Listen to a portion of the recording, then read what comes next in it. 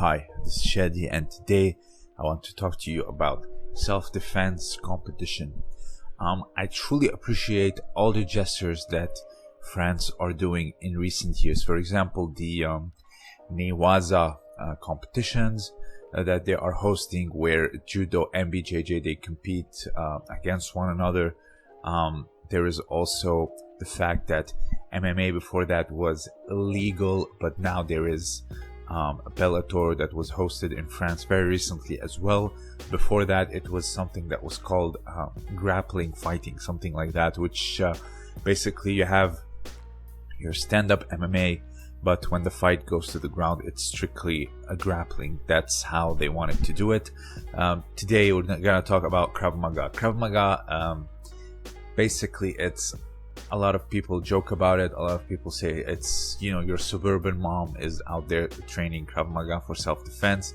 It doesn't work. There's no sparring. There's no pressure testing. And I tend to agree with that because sparring teaches a very critical skill. Well, actually two, which is strategy, and also the big one, which is stress management.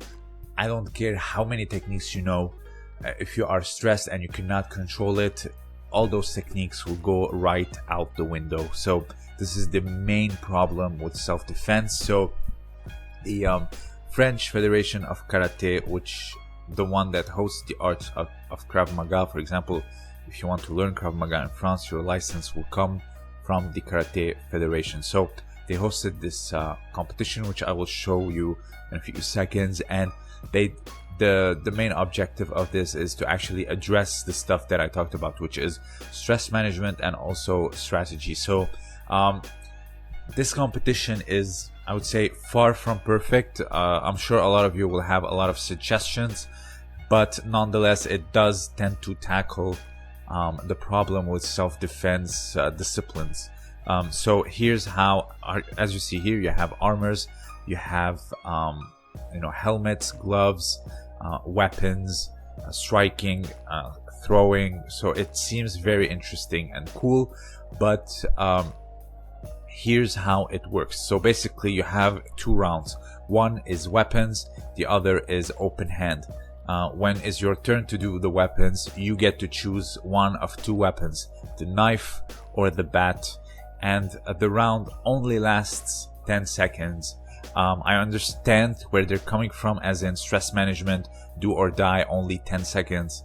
You tend to win it with very lethal blows. For example, 2 strikes to the head, or a strike to the back of the head, or if it's the knife, you get to a clean stab somewhere vital. Obviously that will end it. That's how they determine a winner. When it comes to open hand, obviously the one that's most offensive and really either striking and getting the target, hitting the target, and also doing the takedowns. But keep in mind, this is just 10 seconds. This is nothing. But I understand that the idea of do or die when it comes to only limiting it to 10 seconds and really managing your stress.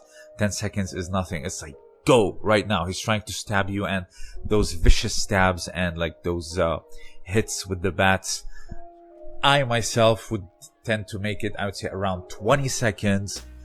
But the open hand, I would give it maybe 1 minute to 2 minutes, and keep it somewhere very critical, very close to street fights. No point scoring, nothing. So a good hit and a good takedown with control, that would mean it would end it, or a clean roundhouse kick or a hook that takes someone down, not necessarily knock them out. Obviously you can KO someone, but with those helmets, I would say it tends to get a little bit difficult. But when they lose their balance and they fall down, here you see, for example, the stuff you can do. You can also take someone down, and they can still strike you when they have the weapons. But in case both won a weapons round and an open hand round, they tend to have a third and final round. Both will attack with the weapon. So for example, it starts two weapon rounds. One is I attack and the other where I defend, and two open hand rounds where you just do whatever. The third round, if we both tie up, the third round is he starts with the weapon, I start with the weapon, but this time I choose the opposite weapon, not the one I chose in the first round. So this is how it mainly works. I think this is a great initiative. It does tend to really address the problem with self-defense, which is lack of strategy and also stress management. Self-defense, I would say it's more psychology than technique. Obviously technique will play a big role, but if you do not address the fact that you handle your stress and also really controlling, being incredibly aggressive, the best form of defense is offense, as they say it, and I tend to agree with that. I'll link the original video below, and you can watch it. It's in French, but I posted it just in case. I know all the other countries don't speak French, so I thought I'd talk about it because I think it's a very interesting topic.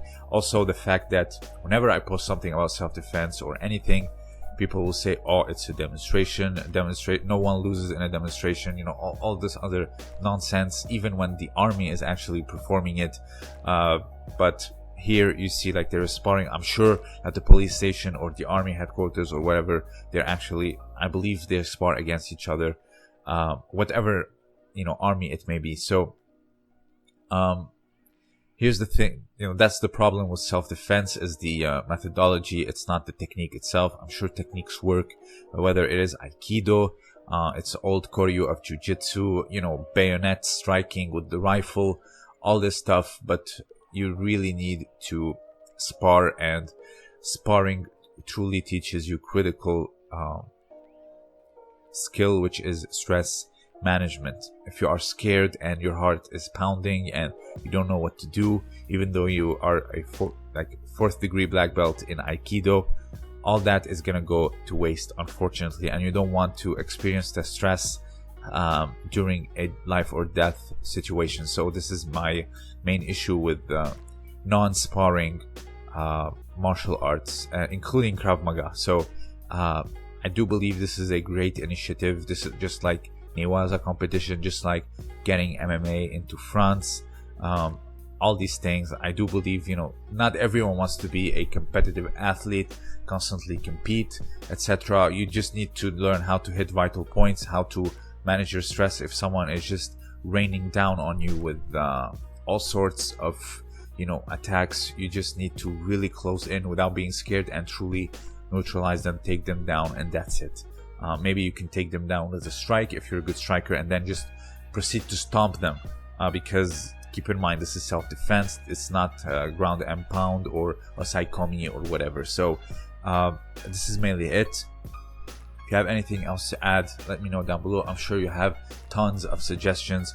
I do believe the weapons round should keep it really small, because you can lose very easily, but the open hand should remain, maybe 1 or 2 minutes.